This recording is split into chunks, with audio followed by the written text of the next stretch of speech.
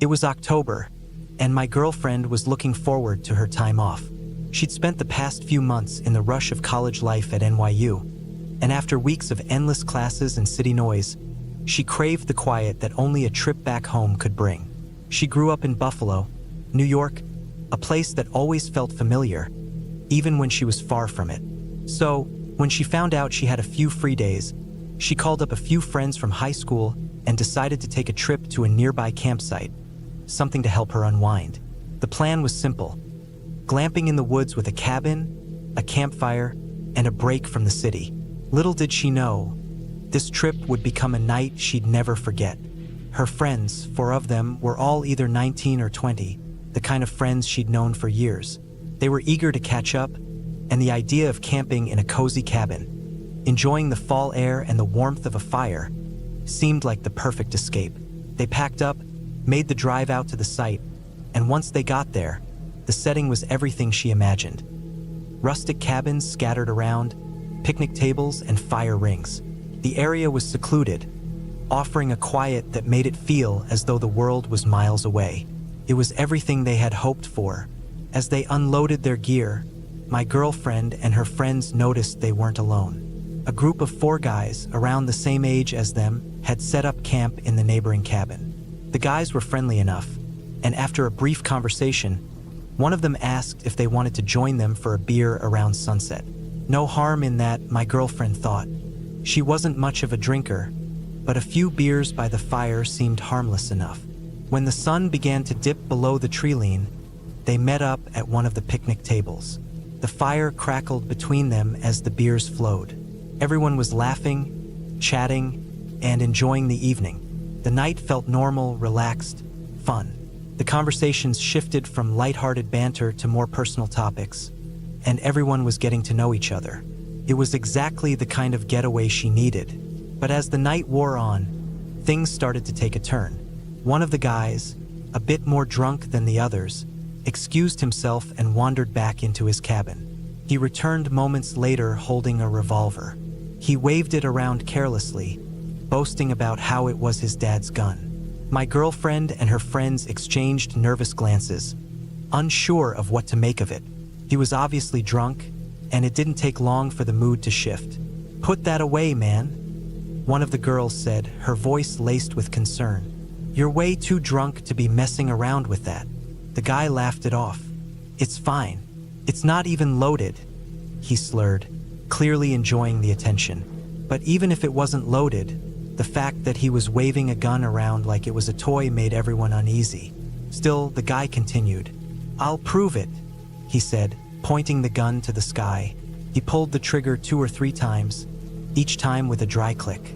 No shots. The group, relieved but still uncomfortable, told him to go put the gun away. He didn't listen. Instead, he started to get defensive, acting like everyone was overreacting. "I'm fine," he muttered. "It's just a stupid gun. It's not a big deal." But it was a big deal. My girlfriend could feel the tension building. No one was enjoying themselves anymore. Her gut told her this was a bad situation, but the guy with the gun didn't seem to care. He was getting more aggressive, slurring his words as he argued with the others. Then the situation escalated further. The guy, irritated and showing no sign of stopping, did something none of them could have predicted. He spun the revolver in his hand, making a show of it. "You think I'm a joke?" he sneered, holding the gun to his own head. My girlfriend froze. "No, don't," one of the other girls tried to say, but the guy didn't listen. He pulled the trigger. Nothing. He smiled, seemingly pleased with himself. "See? It's empty." But then, almost as though to prove a point, he pulled the trigger again. And this time, there was a deafening bang. For a second, everything went still. The sound of the shot echoed through the trees, and no one moved. Then, like a switch had been flipped, chaos erupted. The guy with the gun collapsed backward, a gaping wound in his head. The scene was so surreal it didn't register right away. My girlfriend felt her heart stop as she watched him fall, blood spilling from his skull, pooling around his lifeless body. Screams filled the air. My girlfriend could barely process what had just happened. Her body moved on its own as she dropped to her knees beside the guy. She grabbed his wrist, feeling for a pulse, but it was no use. The other girl with her was already screaming, her hands shaking as she tried to apply pressure to the wound, even though it was pointless. Everyone was in a state of shock, frozen, except for the girl who was crying hysterically. "Get the phone! Call 911!" someone screamed, but my girlfriend couldn't even remember who said it. She grabbed her phone, hands shaking so badly she could barely dial. It felt like hours before the sound of sirens could be heard in the distance, though she later learned it was only 30 minutes. In the meantime, the mood of the group had shifted completely. One of the guys, the one who had been closest to the shooter, had gone completely silent, his face blank. He looked like he had been drained of everything, no longer reacting to anything. Another friend was still crying, her sobs so intense that it seemed like she couldn't stop. Every time she tried to calm herself, the image of the guy pulling the trigger, the look on his face as the shot went off, came flooding back. She couldn't escape it. When the police and emergency services arrived, the reality of what had happened started to sink in. The guy was dead. There was no saving him. The night had turned into a nightmare. The police took their statements, but even as they spoke, my girlfriend could tell that none of them really knew what to say. How do you explain this? How do you make sense of a moment like that? The aftermath was worse than she could have imagined. They stayed at the campsite until the next morning, but there was no more laughing, no more joking. Everyone was shell-shocked, struggling to process what they'd seen. The girl who had tried to help the most, the one who had been so frantic, never stopped crying. The other girls didn't speak much, the silence between them heavy with unspoken grief. The doctor later called what they were all experiencing acute stress disorder, a condition that felt like it was on the edge of PTSD. My girlfriend and two of the other girls managed to recover in the following days, though the memories never quite left. But for the girl who couldn't stop crying, the aftermath of that night haunted her for years. She had nightmares, flashbacks, and deep emotional scars. The doctors put her on medication, but even years later, she still said that night ruined her life. That incident, that single moment of reckless stupidity, affected all of them in different ways. My girlfriend said she would never forget the look on the guy's face when the bullet hit. She also said that night shaped her views on guns forever. She wasn't against the Second Amendment, but that evening made her realize how dangerous it was for something as deadly as a firearm to fall into the wrong hands. Guns in the right hands could protect people, but when they were in the hands of a drunk idiot, they turned into something horrifying. The trip, once something they had all been excited for, was ruined in an instant. There was no laughter around the campfire, no more carefree conversations.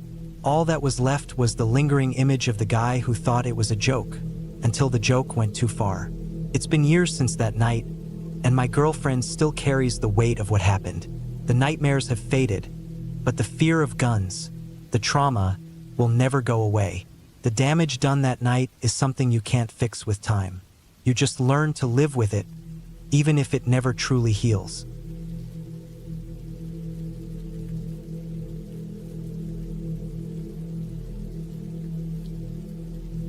It all started innocently enough. I grew up in central London, a city where survival meant navigating the rush hour tube and avoiding tourist crowds at Leicester Square. Nature, to me, was the occasional walk in a park, a brief respite from the chaos of concrete and steel. But one day, I watched one of those celebrity survival shows, the kind where some soap star is dropped into the wild and expected to survive with just a few rudimentary tools. And something clicked inside me. Could I survive if I were suddenly in a disaster? Or would I be like one of those helpless city dwellers, lost in a world with no pret, a manger for miles? I talked to my mates about it, trying to get them on board. But when I mentioned that I was planning to camp properly, no shiny campsite with a pub nearby, they all thought I was mad. They didn't get the appeal. They pictured a tidy, well-maintained space with a bathroom block and a kettle. When I told them it would be in a remote forest, no mobile phone signal, and no one around for miles, they dropped out one by one. So it ended up just being me taking the plunge. I'd done some solo trips before, nothing too intense, but the thought of heading to Galloway Forest Park in Scotland sent a thrill of nervous excitement through me. It's one of the most remote wildernesses in the UK. a place where you could walk for days without running into another soul. I was drawn to that isolation, that true wilderness. What would it be like to be completely alone? I didn't know if I had what it took, but I was determined to find out. I arrived in Newton Stewart on a dreary September morning and spent the night at a small hostel, Glen Malloch Lodge, where I'd left my car. The owners, like everyone else, thought I was out of my mind. They warned me that if anything went wrong, there was no one for miles. The nearest help was a couple of days' hike away. But I wasn't going to be deterred. I had maps, survival skills, and, if I'm being honest, a fair amount of pride. This was going to be a test. I woke up the next day, packed my gear, and headed out into the vast wilderness. By the end of the second day, I was deep in the forest, several miles away from any sign of life. It was a strange feeling. There was no hum of civilization, no cars, no people. Just me and the wild. The further I walked, the more I felt the weight of being truly alone. But also, there was a sense of freedom, a taste of what it might be like if everything were stripped away. I could do whatever I wanted, whenever I wanted. I could make camp wherever I chose, and no one could stop me. Felt liberating.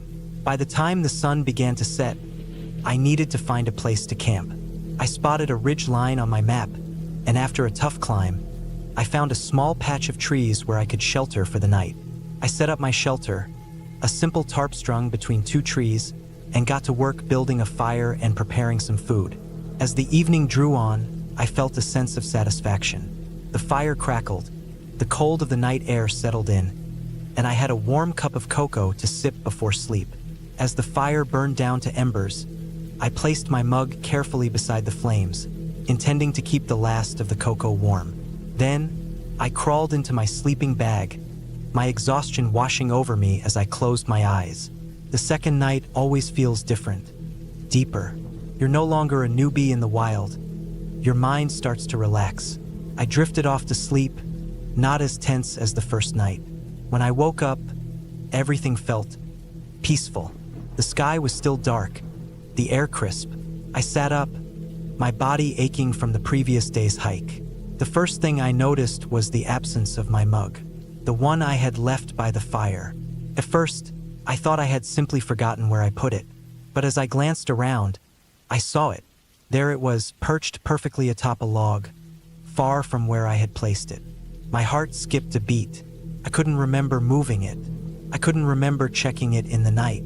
I got to my feet, my mind racing. Had I done it in my sleep? I approached the log cautiously. There, inside the mug, was something out of place. A piece of grass, expertly knotted in several places, like a delicate string of tiny, intricate loops. It wasn't something I had done. No, this was someone else's work. Someone had been here. Someone had moved my mug and left me this offering. I stood frozen, trying to make sense of it. At first, my mind tried to rationalize it. Maybe it was an animal, maybe the wind knocked it over and something dragged it. But the knots? No animal does that. No animal leaves an offering. I felt the hairs on the back of my neck stand up. The calm I'd felt moments before was gone, replaced by a creeping fear. Someone had been here, watching me, while I slept. I grabbed my knife, a small folding Victorinox, my only defense. My heart pounded as I scanned the area, my eyes darting between the trees and the open hillside. But there was no movement, no sounds, just the rustling of the wind through the grass. Still, the feeling of being watched was suffocating. Why would someone do this? I thought. The possibilities swirled in my mind, and none of them were good. They could have come at me with anything. A rock, a stick, anything. And they could have done anything they wanted. The fact that they hadn't made me more scared than I could have imagined. I spent the next few hours, the longest of my life, half hiding, half waiting. I didn't know if the person was still around. I didn't know if I was being hunted or if I was just being paranoid. But what I did know was that I was no longer alone. And the wilderness I had sought had turned into something terrifying, something unpredictable.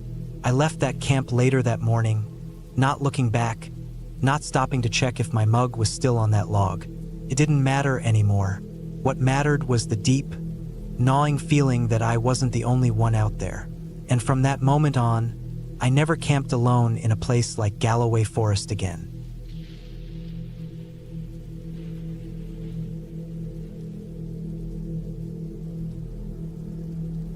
It was almost 20 years ago, Halloween of 2005, when I went on a camping trip that turned out to be anything but what I expected.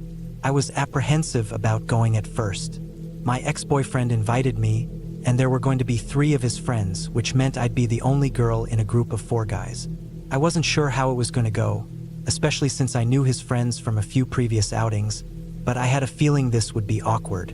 I thought it would just be a bunch of guys sitting around the fire, drinking beer and grilling meat. Honestly, I wasn't sure I trusted my boyfriend's judgment when it came to picking a campsite either. But much to my surprise, he and his friends had picked a beautiful spot. I'm not exaggerating here. It was perfect. There was a waterfall down one of the trails, so we had fresh drinking and washing water. The site was right where several trails converged, which meant we could choose an easy, medium, or hard hike depending on how hungover we were the next day. The best part was that, since it was late October, we had the place to ourselves. The weather was crisp, the trees were all golden, and everything felt peaceful. It was actually really nice. The guys were respectful and gave me space when I needed it. No awkward comments, nothing weird. It was just easy. That first night we went hiking. The trails were empty, and the air was fresh. We hiked for hours, just enjoying the quiet beauty of the place. By the time we got back to camp, we were all tired but content. We made some grilled food, had a few drinks, and then we all retired to our tents to sleep. I remember climbing into my sleeping bag and telling my ex how grateful I was for this trip. He just laughed, all smug like he'd been right about everything. And in that moment, I could admit he was right. It had been perfect. But the next morning, that peacefulness shattered in a way I couldn't explain. We woke up to absolute chaos. Our campsite, which had been so neat and quiet the night before, was wrecked. The campfire my boyfriend and his friends had made was completely destroyed. Rocks, which we'd used to ring the fire pit and stop it from spreading, were scattered all over the place. My boyfriend's truck doors were wide open. The stereo was smashed into pieces against a tree, and the cooler was overturned, with raw meat scattered across the ground. We just sat there in disbelief, poking our heads out of the tent and staring at the mess. How had this happened? We'd all been sound asleep. Nobody heard anything. It felt wrong, like something was off, but we couldn't explain it. We got out of the tents and began trying to figure out what had happened. The more we talked, the more confused we became. My ex immediately accused me of not locking his truck the night before, which made me furious.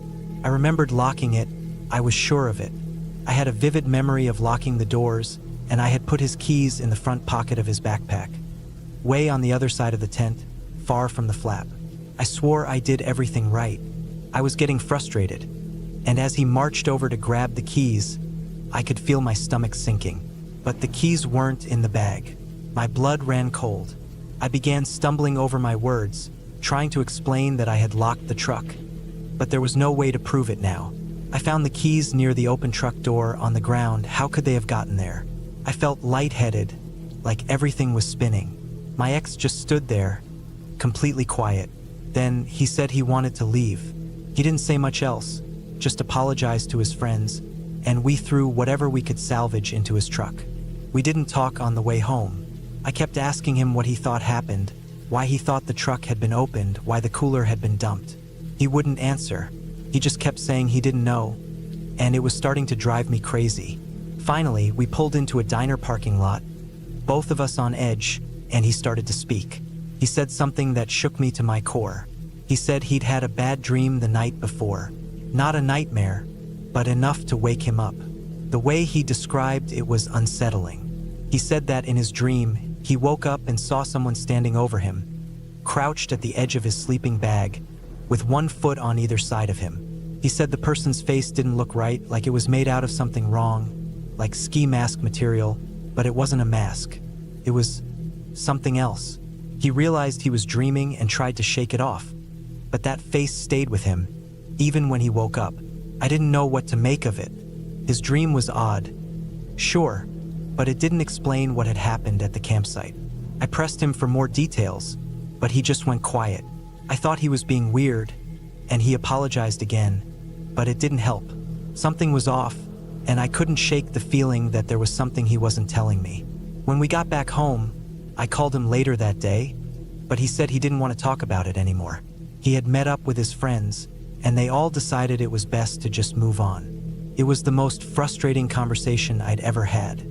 They didn't even want to talk to the cops or the park rangers, even though someone had clearly gone through our stuff in the middle of the night. The truck had been opened, the stereo destroyed, the cooler emptied, and no one heard a thing? That's when I started to think something was seriously wrong. My ex was obsessed with his truck, and if it had been damaged or stolen, he would have been all over it. But he didn't want to file a police report. He just wanted to forget about it, and that made me feel like I was going crazy. I wondered if he had blacked out or if he was involved somehow, maybe even unknowingly. Maybe it was something he couldn't face, something he was hiding from all of us. But the more I thought about it, the more I was convinced that he had something to do with it. He was scared to admit that he'd lost control of whatever happened that night. We broke up less than a year later, and honestly, that camping trip was a small part of why we ended things. It wasn't just the wrecked campsite or the weirdness of the whole experience. It was that feeling I got, like I was losing my mind, like I wasn't being told the truth, like I was being kept in the dark. It was a feeling I couldn't shake, and I think, deep down, he knew it too.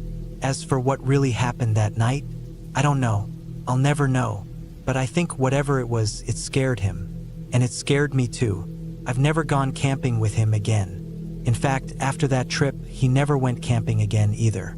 Funny how that works, isn't it?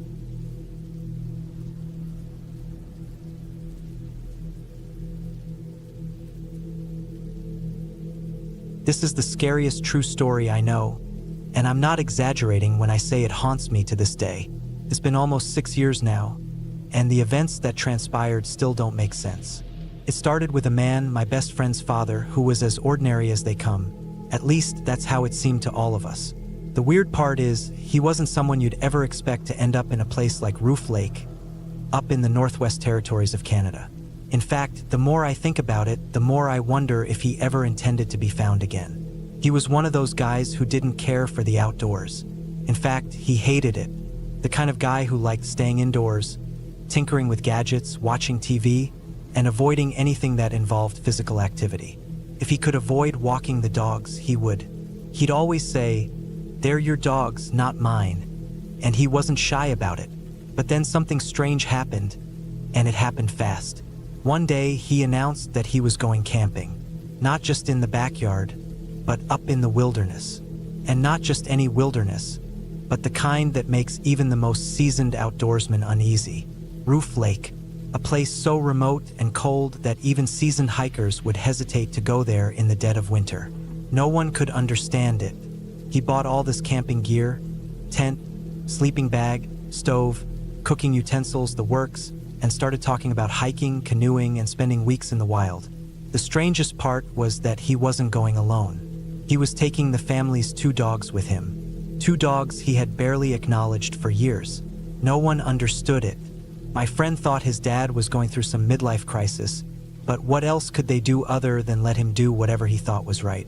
He had never shown interest in anything like this before, but now, out of nowhere, he was planning a camping trip to one of the most isolated places in Canada. He left in September and told everyone he'd be back within a few weeks. But those weeks turned into months, and then, after a few phone calls to the local authorities, it became clear that no one knew where he was. The last anyone heard, he was supposed to return in mid-October. But by the end of October, he hadn't made it back. No sign of him anywhere. The family thought maybe he'd just extended his trip. But weeks passed, and soon it became obvious that something wasn't right. The search started. My friend's family reported him missing, and the authorities sent out search and rescue teams to comb the area around Roof Lake. The police and rescue teams spent weeks searching, but they found nothing. There were no signs of struggle, no tracks in the snow, no indication that anything out of the ordinary had occurred. The family was left to wonder. Had he gone off the grid? Did he decide he didn't want to be found? That idea didn't sit well with anyone. least of all my friend. His dad wasn't like that. He didn't just disappear. But as the weeks dragged on, and the search turned up nothing, everyone began to wonder if he was even alive. It was months before anyone even came close to finding anything. By March, 5 months had passed. The police started suggesting that he might not have made it through the harsh winter conditions. It was a long shot, but they suggested that perhaps he had fallen into one of the icy rivers, or worse, that animals had gotten to him. A thought none of us could shake. But my friend's family refused to give up. They clung to hope, holding out for some sign that he was alive. And then, in early April, they got something. A pilot, flying over the area for unrelated reasons, spotted something strange. It looked like a man walking, accompanied by 2 dogs. The pilot reported what he saw, and the police moved quickly. They sent a team out to search the area near Roof Lake, but they found something else entirely. My friend's dad's campsite. The tents, cooking supplies, and even some of his gear were scattered around. It was a strange sight. Some of the supplies appeared as if they had been left behind in a hurry. But the most bizarre thing was the presence of boating wax. It was a material that my friend's dad had never used before, and no one knew of him having a canoe, let alone using it on this trip. It didn't make sense.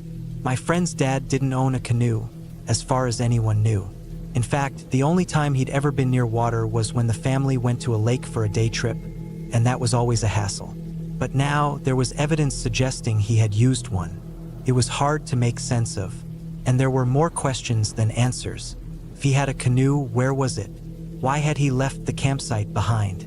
The search teams expanded their efforts, but after a couple of days of combing through the area, they still couldn't find any trace of him. His gear was there, but not him. It didn't add up. The search continued across the surrounding areas, to places like Yellowknife, and even farther out to Prince George. The idea was that he might have gone to visit an old college friend, but no one ever found any evidence to back up that theory. No one could figure out where he had gone or why he hadn't returned home. Months turned into years, and still, no one knew anything. The family tried to hold on to hope, but the chances of him being found alive grew slimmer with each passing season. And the more time that passed, the more it seemed like he had vanished completely. There were no bodies, no remains, not even his canoe. If a bear had gotten to him, as some had suggested, surely they would have found something. But there was nothing. It was as if he'd disappeared into thin air. Eventually, the police and search teams gave up. There had been no progress in finding anything for years. They had combed through every inch of the area and had turned up nothing. No clothing, no personal effects, no evidence that my friend's dad had ever been there. He had just vanished. It was as if the wilderness had swallowed him whole. The idea that he was still out there, living some sort of wild, untamed life, was hard to believe. He wasn't a survivalist. He wasn't someone who had the skills to survive for years without being found. No one believes he's alive anymore. And maybe that's the hardest part to accept. We want to think that maybe, just maybe, he's out there somewhere, living the life he always said he never wanted. But the reality is, it's been 5 years. Not even a single trace of him has ever been found. No footprints in the snow, no sign of his canoe, no discarded clothing. Nothing. In the years since, there have been rumors, of course. Some people said that if a canoe was covered by fresh snow, it could be hidden for years. Others suggested that wild animals might have dragged him away and eaten whatever was left of him. But the more I think about it, the less it all adds up. How do you lose a man, his gear, and his canoe in the wilderness without leaving a single trace?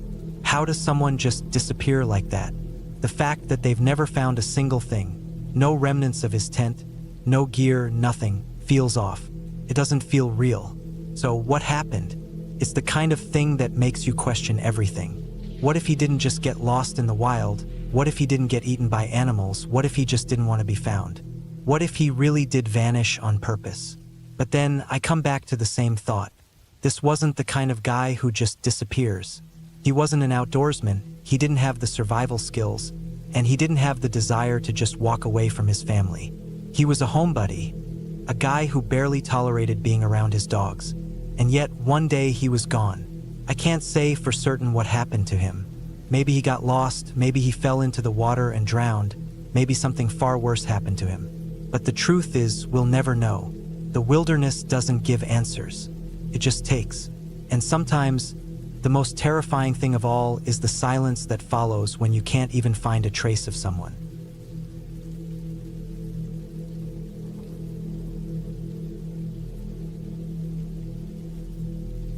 My name is Sarah, and I'm from Spokane, Washington. Some people think it's stupid for a young woman like me to be heading out on a solo camping trip, especially in a state that's seen its share of grim headlines, with 30 confirmed serial killers in the region. But I'm not the kind of person to shy away from adventure. I'm not naive, though. I carry a gun, just a small M&P Shield 9mm. It's not much, but it makes me feel safer when I'm out there alone, knowing that I have that option for self-defense. I know it's not a perfect protection, but it's better than nothing. It was last October when I decided to head up to Snow Lake. The fall air was crisp, the trails weren't too difficult, and I was craving some peace and quiet to help unwind. I needed to get away from the city, disconnect, and just breathe. Snow Lake seemed like the perfect place, with stunning views and a somewhat well-known trail, but still remote enough that I wouldn't feel crowded. Now, I know Snow Lake is one of the more popular spots in the Snoqualmie Pass area, and I typically prefer less traveled trails. But for some reason, the thought of being surrounded by a few other hikers made me feel better, as if I could rely on someone in case something went wrong. Maybe that was just my mind playing tricks, trying to convince me I wasn't really alone. I hiked about 4 or 5 miles into the trail before I found a good spot to set up camp, far enough off the beaten path for some privacy, but still close enough to the trail in case anything went south. The terrain was beautiful, covered in the rich hues of fall, and I was looking forward to a calm night by the fire, a warm meal, and a peaceful sleep. I unpacked my tent, set up my little campfire, and made some food, taking my time to enjoy the quiet of the forest. After eating, I knew I was pretty worn out from the hike, so I decided to call it a night. I wasn't one for staying up late while camping alone. I've always believed in getting a good rest to avoid unnecessary risks, so by 9 p.m., I was ready to crawl into my sleeping bag. I didn't even bother reading or using my phone. I just wanted to rest. I rolled up my sweater and shoved it in my pack to make a makeshift pillow, and before I knew it, I was out cold. I remember thinking that it didn't take me long at all to fall asleep, almost like my body was desperate for rest after the long hike. The next thing I remember was a dream, or at least I thought it was a dream.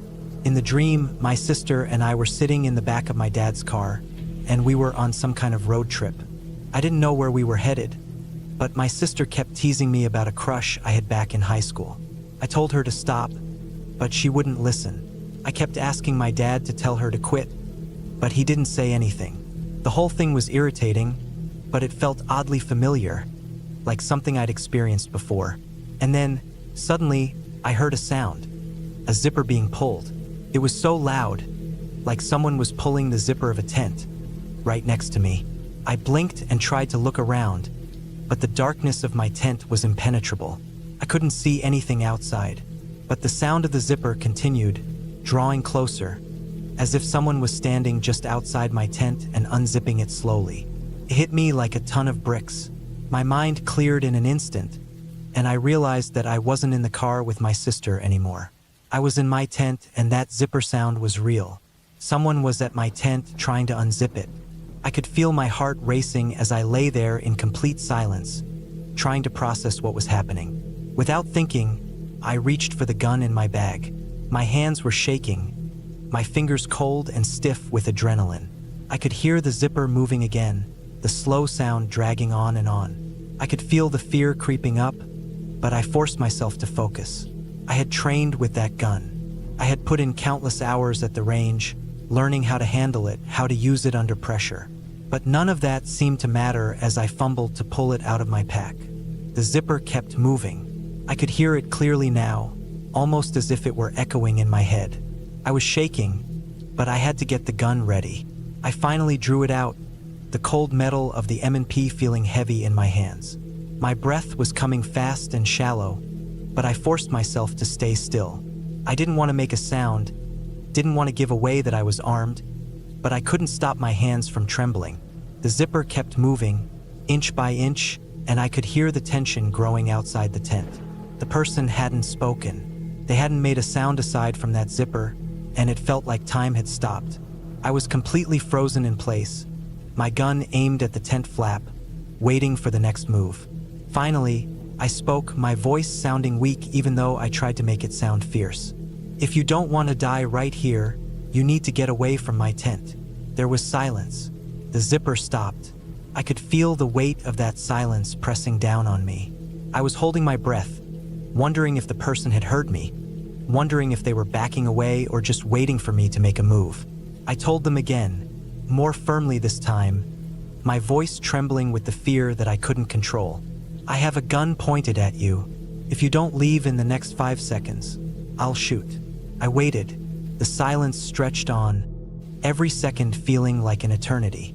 My heart was pounding in my chest, my hands still tight around the gun. Then, finally, I heard movement. Someone stood up, their footsteps crunching softly in the leaves as they took a few steps back. The sound of their footsteps gradually picked up pace, and it hit me, they were running away. I could hear their footfalls getting lighter and lighter as they retreated into the woods. But then, just as suddenly as it had started, there was silence again. I couldn't tell if the person had run off or if they had stopped just out of sight, waiting for me to let my guard down. Couldn't risk it. I stayed completely still, gun aimed at the zipper, not daring to move. Time dragged on. My thoughts were spinning. I had called 911 the moment I could, my fingers shaking as I dialed. I explained what had happened, told them that someone had been at my tent, unzipping it. The dispatcher said they would notify the sheriff's office, but that the closest forest rangers could get to me in 20 minutes on ATVs. He warned me not to be alarmed if I heard the sound of engines in the distance. He said it would be the cavalry coming to help, but those 20 minutes felt like the longest of my life. I lay there, listening intently, still unable to move. Every sound in the night felt magnified, the rustling of leaves, the occasional bird call, the eerie quiet that seemed to envelope the forest around me. I kept thinking about the person outside my tent, wondering if they were still close by, waiting to make another move. When the rangers finally arrived, I could hear the sound of their engines roaring in the distance, breaking the silence that had hung over me for what felt like hours. I wanted to scream with relief, but I stayed quiet, trying to gather myself together. The rangers got to my camp quickly, and I told them what had happened. They checked around the area, making sure no one was lurking nearby, but they found evidence of someone having walked off into the woods. Whoever it was hadn't been close, but they had left a trail that led deeper into the forest. They offered to give me a ride back to my car, and I didn't hesitate to accept. I was shaken, still trying to process what had happened. It had been the first time anything like that had happened to me, and honestly, it left me with more questions than answers. I'd like to tell you that I handled it all perfectly, that I was some cold, tough woman who didn't flinch, didn't hesitate. But the truth is, I wasn't ready. I wasn't prepared for what it felt like to truly face the possibility of taking someone's life. I had trained with my gun, practiced drawing and shooting, but in that moment, I felt completely unprepared. It's one thing to hit paper targets at the range, but it's something else entirely when you're facing a real person. I still don't know if I would have pulled that trigger. Maybe I would have if they tried to grab me or if they'd had a weapon.